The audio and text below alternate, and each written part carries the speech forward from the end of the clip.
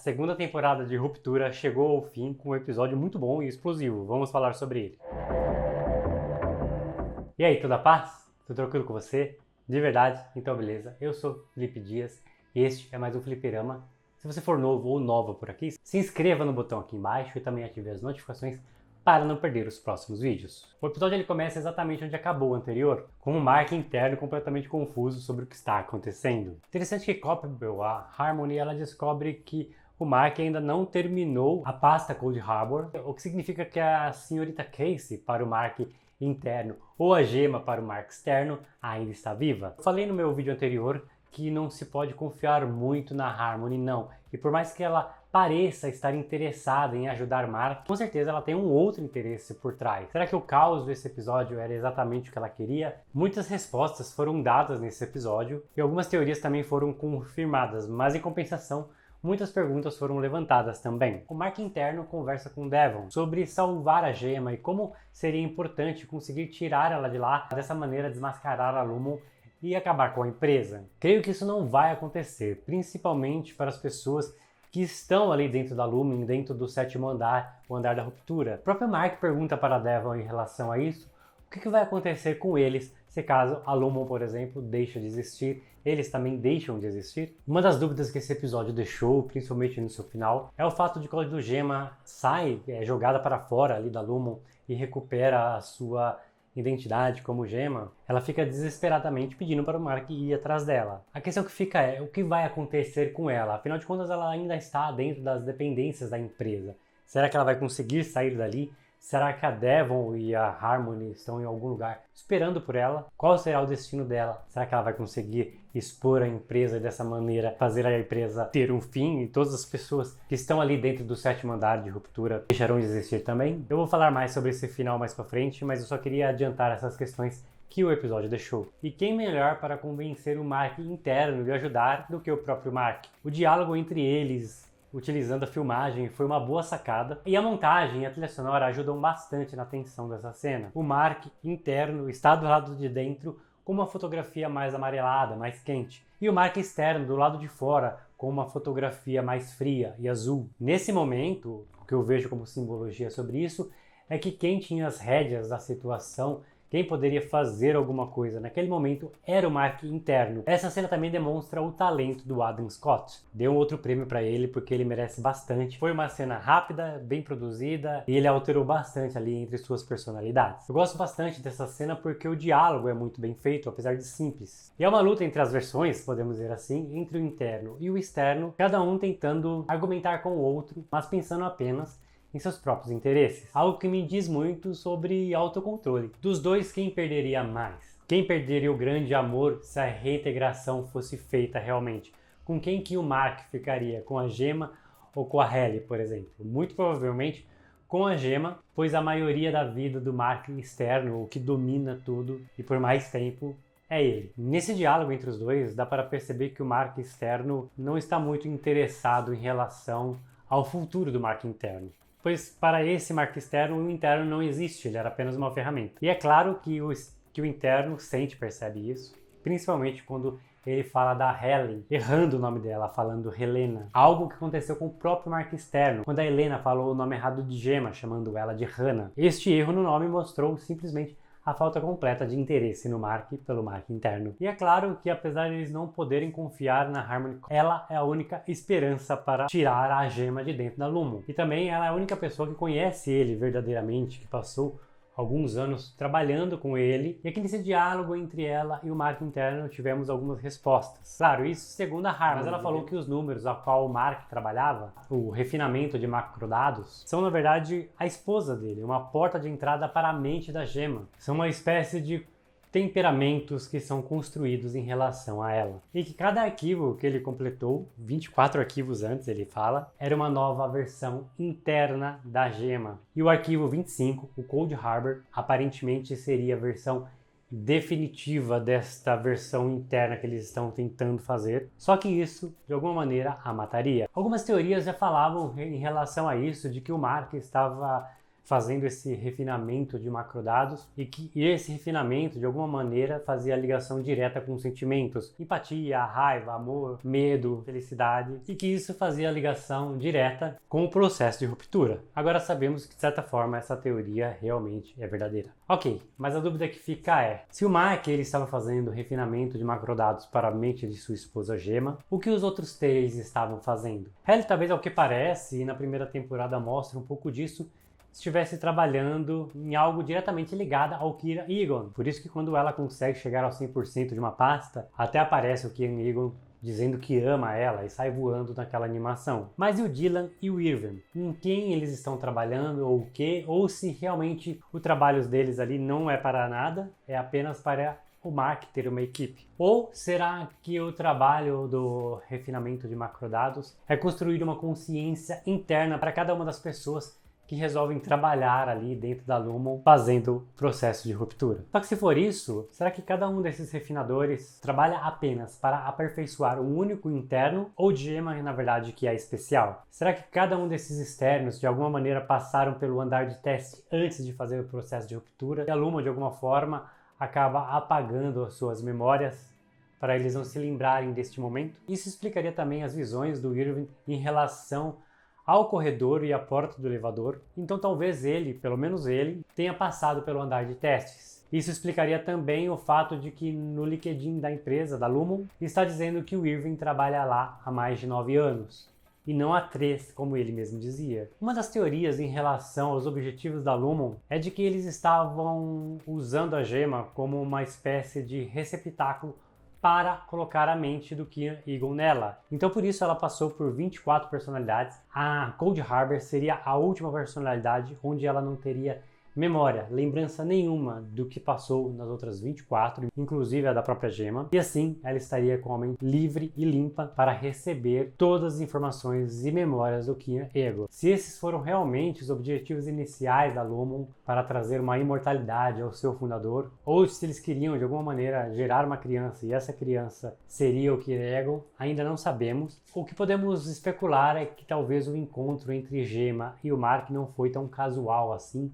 Ao que parece, a Lumon ela comanda bastante as estruturas da cidade. E se não foi por acaso que o Mark e a Gemma estivessem naquele local exato, doando sangue naquele exato momento? E se tudo aquilo não foi manipulado para os dois se conhecerem ali e se apaixonarem? E falando um pouco da Halle agora, no episódio anterior ela estava decorando o caminho que a levaria até o andar de testes. Mas eis que o pai da Helena, o Jamie Egan, aparece de uma maneira bem sombria, aliás, como a própria Halle diz, aquele cara realmente é muito estranho. E como eu falei no meu vídeo anterior, o Jamie não é uma pessoa paternal. Pelo menos ele não é mais paternal com a Helena como ele talvez fosse antes, quando ela fosse jovem. Ele fala algo para a Halle sobre a Helena ter perdido o propósito. Ele diz que ele via Kier nela, mas com o tempo, conforme ela foi crescendo, essa visão do Kier se perdeu. Inclusive ele trata a Helena como uma criança. Ele fala sobre o discurso que ela fez na festa do final da temporada anterior e fala que tinha uma bandeja com doces e que de raiva jogou completamente fora. O que também é infantil da parte dele, mas essa questão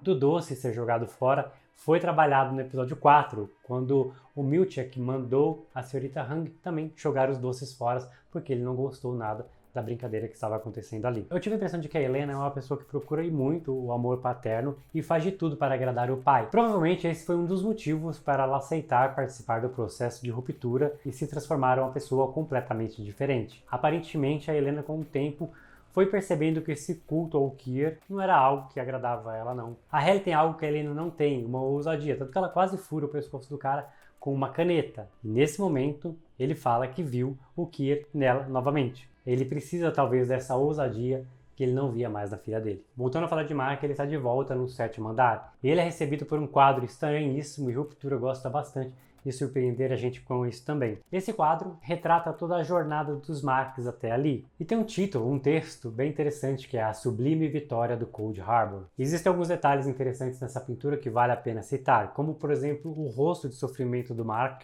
mostrando provavelmente que ele morrerá, deixará de existir quando terminar a pasta. Entre outras coisas bem interessantes, eu acho que esse quadro vale um vídeo apenas analisando ele. Se você quiser, deixa aqui nos comentários que eu faço o vídeo, beleza? O que é estranho só fica ainda mais quando o Mark e a Hayley se encontram na sala de refinamento de macrodados. Eles estão conversando e em um determinado momento a Hayley diz para ele: se você tirá-la de lá, isso derrubará a Lumon e fará essa coisa da reintegração. E ela completa: pelo menos você terá uma chance de viver. E o Mark responde dizendo: mas eu quero viver com você. E a Hayley, ela diz uma coisa para ele que é a realidade. Ela diz: eu sou ela. Afinal de contas, se esse processo de ruptura acabar, a Helena provavelmente não irá mais para o 7º andar e nunca mais será Hayley novamente. E isso é uma das coisas que convence ele a terminar a pasta, é de que talvez ele nunca mais fosse ver a Hayley novamente. Uma observação interessante sobre aquela estátua esquisitíssima de Kier Egan. Você notou em alguns momentos alguns estalos familiares muito parecidos com os estalos que a gente escutava quando a Natália estava falando com o conselho, por exemplo, tanto no headphone quanto na caixinha de som? No primeiro momento eu tive a impressão que a relação do Miltic com a estátua foi algo ensaiado, tanto que ele demora lá para entrar e as coisas demoram para acontecer. Mas conforme o tempo foi passando e as respostas do Miltic em relação à estátua e vice-versa, pareceu para mim que de alguma maneira alguém estava conversando diretamente com o Miltic ali naquela cena. Mas será que quem estava conversando na verdade era a consciência do próprio Kier Egan presa em algum lugar? Inclusive essa teoria já foi discutida algumas vezes, de que o conselho como um todo são os fundadores da Lumon, cada um tendo a sua consciência em algum microchip de computadores. Será que isso realmente é verdade? Ou então os fundadores da Lumon estão congelados em algum lugar, com algo preso em seus cérebros e eles conseguem se comunicar daquela maneira apenas com áudio. Algo que me lembra bastante o livro Ubik, de Philip K. Dick, que tem elementos parecidos com isso, onde pessoas estão numa câmara criogênica e seus entes queridos podem ir lá e conversar com essas pessoas por um breve período de tempo. Será que essa ideia vai ser trabalhada aqui na série? Inclusive, eu estou planejando um vídeo aqui para o canal das referências ao Philip K. Dick na série Ruptura, em breve vai sair. Enquanto toda essa cena bizarra em relação ao Miltic conversando com a estátua do Kier acontece, algo mais bizarro ainda acontece em seguida. Uma banda de fanfarra entra tocando uma música bem legal e somos mais uma vez presenteados com a dança do Miltic. Na primeira temporada foi na festa do Eiffel que ele dançou bastante, e aqui ele dançando novamente, o que é bem legal. Porém as coisas estão completamente diferentes aqui. A consciência dos internos é completamente outra. Tanto que o Mark precisa sair daí para cumprir a missão de salvar a gema, e a Hayley ajuda ele, roubando o walkie-talkie do Miltic e indo para o banheiro. E enquanto isso, vemos o Dylan interno tentando entender por que o externo não aceitou o seu pedido de demissão. Ele recebe uma carta com essa informação, e pois assim como o Mark, ele também teve um diálogo com o seu externo, a diferença é que ele não vai poder responder. Uma coisa que eu gostei nessa cena aqui e achei bem bonito é que o Dylan ele consegue ver parte de si mesmo que ele não conhecia, tanto o externo quanto o interno. O interno ele tem inveja do externo, pois ele está com a Gretchen. Já o externo tem inveja do interno, pois é a Gretchen que vê nele algo que ele perdeu. E o Dylan externo ele é um cara inseguro, ele diz isso. E ele fica feliz de saber que o interno, de alguma maneira, é um homem seguro. E ele fala uma coisa bem bonita: espero que a Gretchen veja em mim o que ela vê em você. E para isso é só ele correr atrás, lutar e tentar ser uma pessoa melhor e mais segura e confiante de si. O que eu gostei dessa cena é que é uma maneira de dizer que é preciso você amar e aceitar cada centímetrozinho de você mesmo, para você ser uma pessoa completa. Tem que aceitar os seus defeitos e tentar mudar o que é possível mudar, o que está ao seu alcance para mudar. E eu acredito que o Dylan, agora, depois desse banho de água fria de ser traído por si mesmo, vai mudar. Vamos ver nas próximas temporadas. Quando a gente menos espera, uma nova resposta vem para a gente. No caso, em relação às cabras, que são um mistério desde a primeira temporada. Mas ainda não é uma resposta tão clara assim, pois parece que elas são criadas como uma espécie de receptáculo, de guia espiritual para levar Kier até a luz. A Glendory Christie aparece novamente nesse episódio, eu fiquei bem feliz de ver ela aqui. Lorne aparece completamente focada nos seus afazeres, de levar a cabra para o local indicado, mas sua expressão demonstra que ela não está nada feliz com aquela decisão. Essa cena, inclusive, do pré-sacrifício, para ver se aquela cabra que seria sacrificada, se ela estaria à altura de tamanha importância designada a ela. E essa importância ela é dita numa frase bem estranha do Sr. Drummond, que é a seguinte: esse animal será sepultado como uma mulher querida, cujo espírito ela deve guiar até a porta de Kier. Ela está à altura dessa tarefa? E a Lorne diz que sim. Fiquei pensando, e se ela mentisse? O que aconteceria? Ela teria que trazer uma outra cabra, provavelmente. Ela não conseguiria fugir dessa tarefa do sacrifício. Ah, bem lembrado. Fui lembrado aqui pela minha esposa uma coisa bem importante, que no momento do sacrifício da cabra, a Lorne ela diz quantas mais cabras serão sacrificadas. E o Drummond diz quantas forem necessárias. Isso significa que isso já é uma rotina. Talvez vários sacrifícios aconteceram, várias tentativas de esse sacrifício ser sepultado com uma mulher querida para guiar a mente de Kiss foram tentados e até agora não deu certo. E essa talvez fosse a tentativa definitiva junto com a gema? O que você acha sobre isso? Deixa sua opinião aqui nos comentários. Ironicamente, o que impede o sacrifício é a tentativa do Mark tentando entrar na sala de testes de uma maneira completamente desajeitada. Um pouco de humor aqui para tentar tirar a atenção do episódio, mas esse lado cômico da cena acaba rapidinho com a briga entre o Drummond e o Mark. O Mark completamente desajeitado nessa briga mostra que ele não é uma pessoa de briga mesmo. E o Drummond é um cara bem grande, é difícil derrubar ele sozinho. Tanto que a Lorne aparece e aponta aquela arma estranhíssima que faria o sacrifício da pequena cabra. Este é o momento que a gente acabava já esperando que fosse acontecer, vendo aquela cena, porém é muito satisfatório quando ela realmente aconteceu. Mas ainda assim, com essa cena sendo um pouco previsível, eu acredito que a resolução dela como um todo não foi. E foi interessante ver a briga da Lorne, também muito grande, e ela e o Mark também tentando derrubar o grandalhão. Mark então ele consegue dominar o Drummond e vão para o elevador para o andar de testes. Enquanto os dois estão descendo para o andar de teste e o Mark interno muda para o Mark externo, acidentalmente ele atira no Drummond. Enquanto o Mark está descendo, vemos a gema na sala Cold Harbor, que é o teste de eficácia, é o teste final da sala 25, que é simplesmente uma sala com um berço no centro e ela precisa desmontar esse berço. O teste ali é simples, ver se ela tem algum tipo de sentimento, alguma memória em relação às coisas que ela passou, em relação à montagem do berço, que foi muito importante nos episódios anteriores, e aqui estaria sendo desmontado, que o Mark inclusive não conseguiu montar, e da criança que ela perdeu e nunca teve, que é uma dor muito grande, eu acredito, e que ali na sala toda branca, com a música inclusive que ela ouvia no episódio 7 também, a mesma música, eles criaram ali praticamente o mesmo ambiente e nada, aparentemente nada naquele momento resgatava alguma memória da gema. E aqui é interessante, pois foi dito em determinado momento que se nenhum sentimento da gema perfurar a barreira, o bloqueio que ela tem na cabeça, seria um passo em direção à guerra eterna contra a dor de Kier. Isso foi dito pelo Drummond no começo do episódio, o que chega a ser interessante, pois ele sofreu muita dor nos momentos finais de sua vida. Existe uma teoria em relação a Cold Harbor que é a seguinte, que a Lumon está criando chips em massa para evitar coisas que julgamos desagradáveis, como ir ao dentista, por exemplo, ou até mesmo evitar a dor do parto. Porém, o que sabemos é que esse chip ele simplesmente não faz a gente esquecer as coisas desse período, e sim cria uma nova personalidade. Então, por exemplo, uma pessoa que queira evitar o tempo de viagem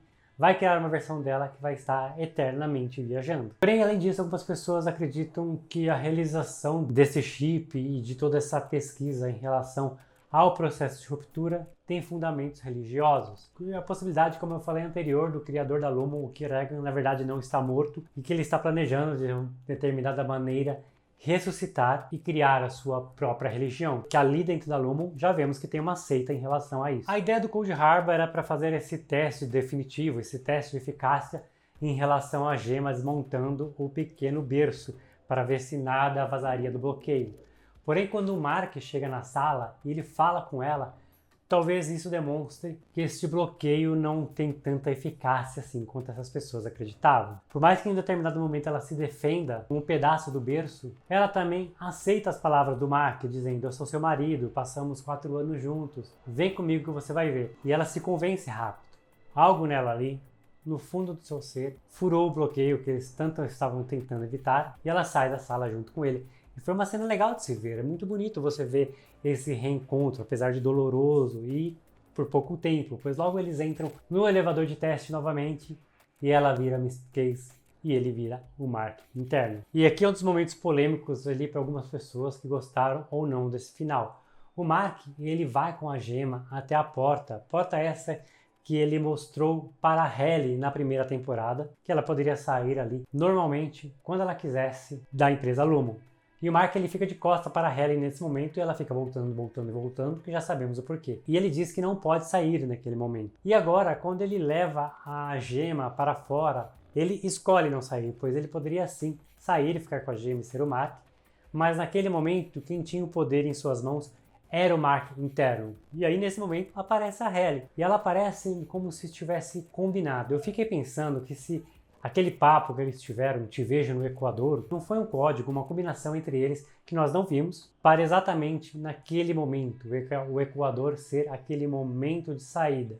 E como a Halle apareceu no momento exato, o Mark interno sabia então quem ele deveria ficar. E é muito triste de você ver a Gema desesperada pedindo para o Mark sair. E como eu falei no começo do vídeo, o que vai acontecer com ela? Não sabemos, eu espero que nada, mas ainda existem muitas perguntas para serem respondidas nas próximas temporadas. Uma coisa que o Adam Scott falou em relação a essa escolha dele correr para a Halle é que o Mark interno sabe de que de alguma maneira aquele momento vai durar pouco, de que ele não vai ficar com a Halle para sempre, de que algo vai acontecer, que ele vai voltar a ser o Mark externo. Aquele momento dos dois correndo seria como se dizer, vou ficar com ela, nem que seja por mais 10 segundos de minha vida. Bonito, mas ainda assim, eu gostaria que ele fosse com a Gema. E é isso o que eu mais gosto em Ruptura. As escolhas são importantes e muda completamente tudo. Esse final ele ainda deixa muitas perguntas.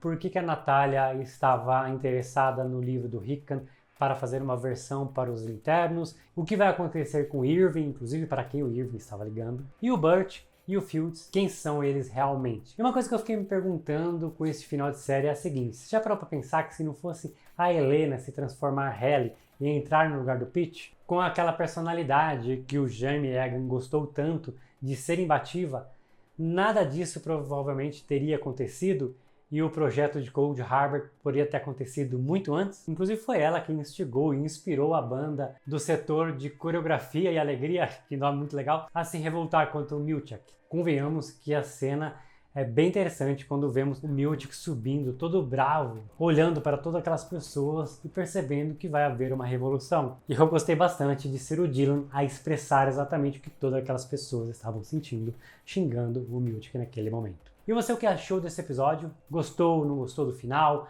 Deixe suas opiniões aqui nos comentários. Se tiver teorias, comente aqui também. Vamos debater sobre a série aqui nos comentários, beleza? Eu espero que você tenha gostado do vídeo. Se você gostou, deixa aquele like, é bacana. Compartilhe esse vídeo nas redes sociais, isso ajuda bastante o canal. Se inscreva também, caso não seja inscrito ou inscrita. Aqui do lado vão aparecer outros vídeos produzidos aqui no canal. Se você gostou, deixe, você vai gostar desses aqui também. Muito obrigado por ter assistido o vídeo até o final e até a próxima.